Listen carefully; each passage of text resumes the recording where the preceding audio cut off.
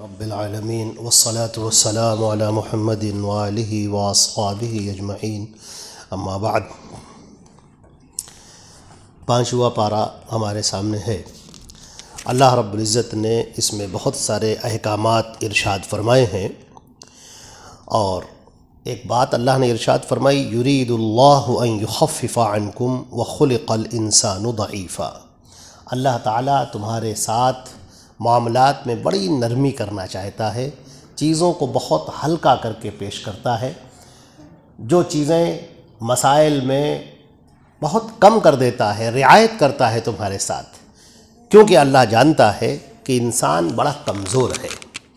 تو آپ یاد رکھیں کہ اللہ رب العزت اپنے بندے سے اطاعت اور فرما برداری چاہتا ہے، کہ بندے اللہ کے فرما بردار بن جائیں، مطیع بن جائیں۔ ہاں، اگر ان سے کوتاہی ہو جائے، غلطی ہو جائے، تو اللہ رب العزت فرماتا ہے کہ ہم اس کو معاف کر دیتے ہیں۔ اللہ نے یہ بات ارشاد فرمانے کے بعد فرمایا، یا ایھا الذین آمنوا، اے ایمان والو، یعنی اب یہاں پر جو خطاب ہے وہ خاص طور سے مسلمانوں سے ہو رہا ہے جو اللہ اور اس کے رسول پر ایمان لائے ہیں، کہ اے ایمان والو، لا تأکلوا اموالکم بینکم بالباطل، اے ایمان والو، تم آپس میں ایک دوسرے کا مال باطل طریقے سے مت کھاؤ، غلط طریقے سے، ناحق طریقے سے مت کھاؤ۔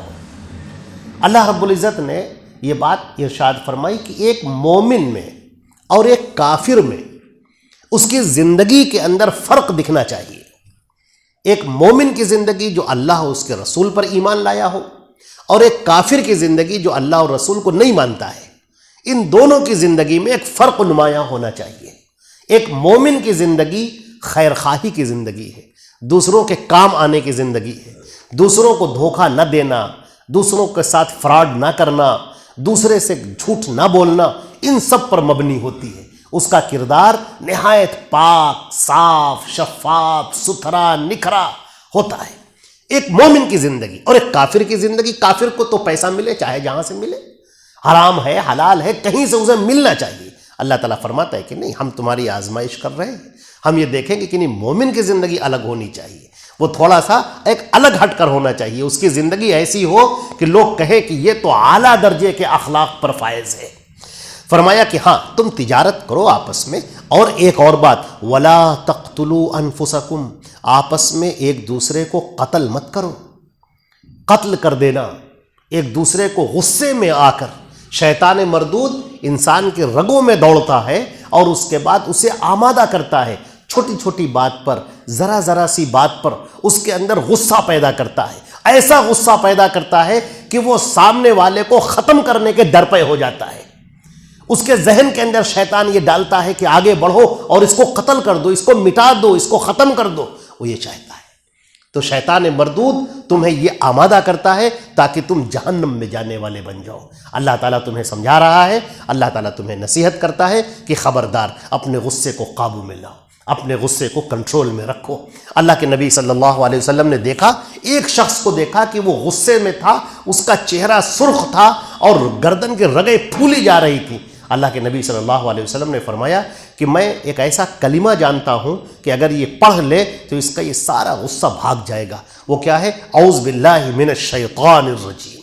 وہ جو شیطان لعین ہے، شیطان مردود ہے، اس سے میں اللہ کی پناہ میں آتا ہوں، اللہ کی پناہ میں آتا ہوں۔ تو یہ غصہ یہ شیطان مردود دلاتا ہے اور آپ انسان کا نقصان کرواتا ہے، چاہے سامنے والے کا اور چاہے جس کو غصہ آ رہا ہے اس کا، وہ نقصان کرانے پر تلا ہوا ہے کہ انسان کو جہنم میں لے کر جائے۔ اللہ تعالیٰ فرماتا ہے کہ خبردار، تم ایک دوسرے کو قتل مت کرو، اللہ تعالیٰ تم پر بڑا رحیم ہے، تم کو بہت معاف کرتا ہے۔ اور اللہ نے فرمایا کہ اگر کوئی ظلم کے ساتھ اور سرکشی کے اندر ایسا کام کرے گا، فَسَوْفَ نُصْلِيهِ نَارًا، تو ہم اس کو جہنم میں پھینک دیں گے۔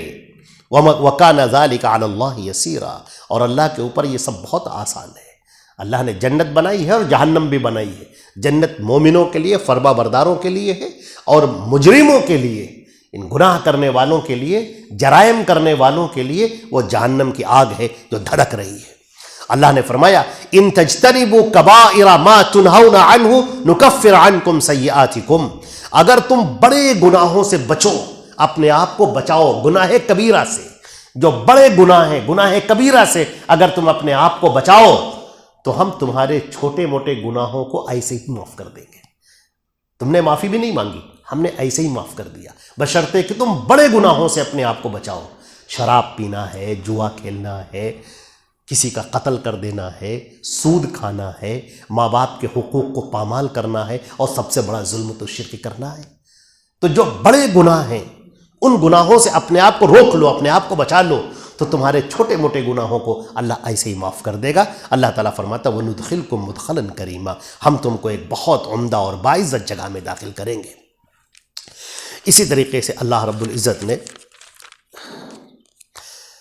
ارشاد فرمایا یا ایھا الذین آمنوا اطیعوا اللہ واطیعوا الرسول واولی الامر منکم فَإِن تَنَازَعْتُمْ فِي شَيْءٍ فَرُدُّوهُ إِلَى اللَّهِ وَالرَّسُولِ إِن كُنتُمْ تُؤْمِنُونَ بِاللَّهِ وَالْيَوْمِ الْآخِرِ ذَلِكَ خَيْرٌ وَأَحْسَنُ تَأْوِيلًا۔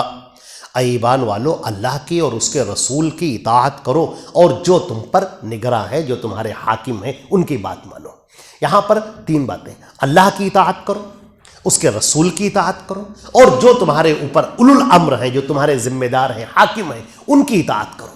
اب دیکھیے، امیر جو تمہارا بنا دیا جائے، جو تمہارا ذمہ دار بنا دیا جائے، تمہیں اس کی اطاعت کرنا ہے، لیکن اصلاً کیا حکم ہے؟ اللہ اور اس کے رسول کی اطاعت کرنا۔ اب آگے اللہ نے فرمایا فَإِن تَنَازَعْتُمْ فِي شَيْءٍ، اگر تمہارا جھگڑا ہو جائے کسی معاملے کو لے کر، اب جھگڑا اللہ سے تو ہو نہیں سکتا، رسول سے تو ہو نہیں سکتا، ان کی تو ہم پیروی کرنے والے ہیں، جھگڑا کس سے ہوگا؟ اولو الامر سے ہوگا، جو ہمارا ذمہ دار ہے۔ تو فرمایا کہ اگر تمہارا کوئی اختلاف ہو جائے، جھگڑا ہو جائے، فَرُدُّوهُ إِلَى اللَّهِ وَالرَّسُولِ، تو اس معاملے کو اللہ اور رسول کی طرف پھیر دو۔ دیکھو اللہ اور رسول کا فیصلہ کیا ہے، بس اسی فیصلے کو مانو۔ اس بات کو سمجھانے کے لیے میں اللہ کے نبی صلی اللہ علیہ وسلم کی ایک زمانے کا ایک واقعہ پیش کرتا ہوں۔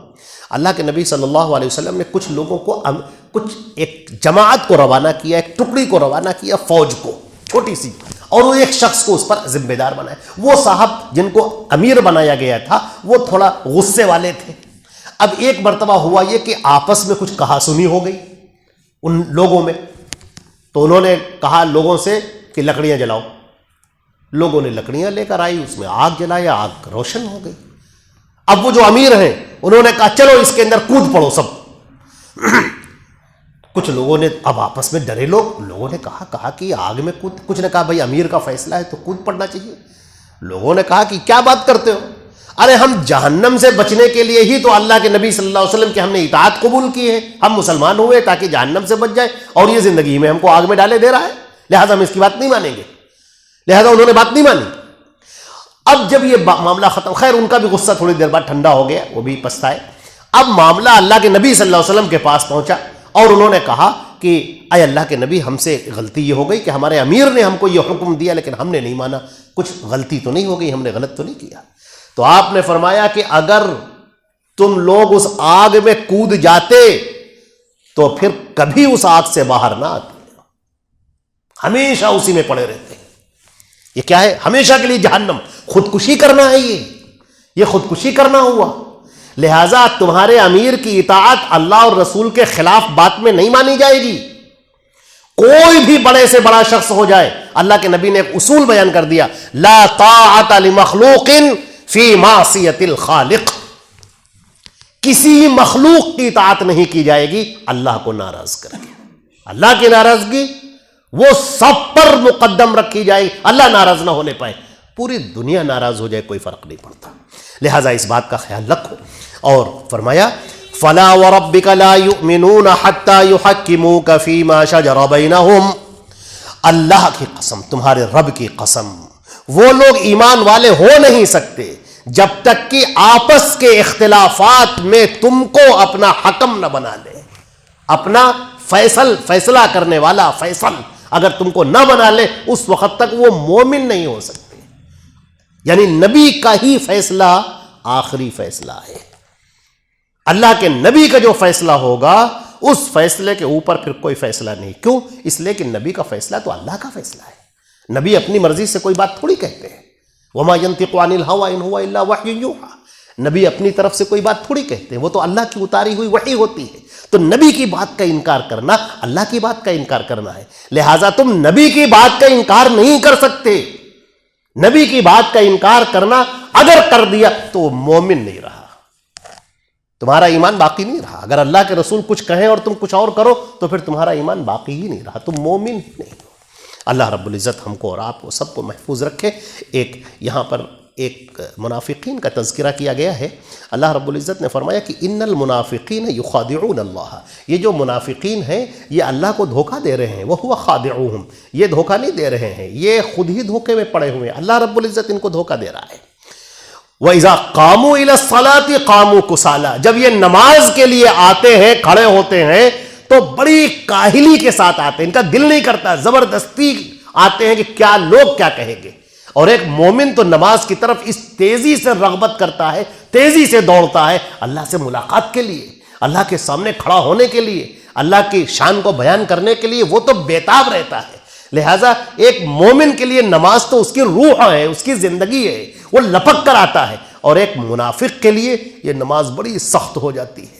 لہٰذا ہمارا اور آپ کا سب کا جائزہ لینا چاہیے۔ ایک لفظ اور ہے یراؤن الناس، یہ لوگوں کو دکھانے کے لیے نماز پڑھتے ہیں اور اللہ کو بہت کم یاد کرتے ہیں۔ مذبذبین بین ذالک، یہ بالکل ادھر ادھر میں پڑے ہوئے، ڈگمگ میں پڑے ہوئے ہیں، لا الہ الا ولا الہ الا، نہ ادھر کے ہیں نہ ادھر کے ہیں، نہ یہ صحیح طریقے سے اسلام پر عمل کرتے ہیں اور نہ کفر ہی میں جاتے، کبھی ادھر کبھی ادھر کبھی ادھر، کبھی یہ بات اچھی لگ رہی کبھی وہ بات اچھی لگ رہی ہے۔ تو یہ منافقوں کا کردار ہمارا نہیں ہونا چاہیے۔ ہم مومن ہیں، اللہ اور رسول پر ایمان لے کر آئے ہیں، لہٰذا ہمارا ہر معاملہ اللہ اور رسول کے فیصلے کے سامنے جھک جانا چاہیے۔ ہماری زندگی اللہ اور رسول کے احکامات پر گزرنی چاہیے، اس سے ہٹ کر نہیں گزرنی چاہیے۔ ہم آدھا تیتر آدھا بٹیر نہ ہوں، بلکہ ہم مکمل طریقے سے اسلام میں داخل ہونے والے بن جائیں۔ اللہ رب العزت ہم کو اور آپ کو عمل کرنے کی توفیق عطا فرمائے۔ والسلام علیکم ورحمۃ اللہ وبرکاتہ۔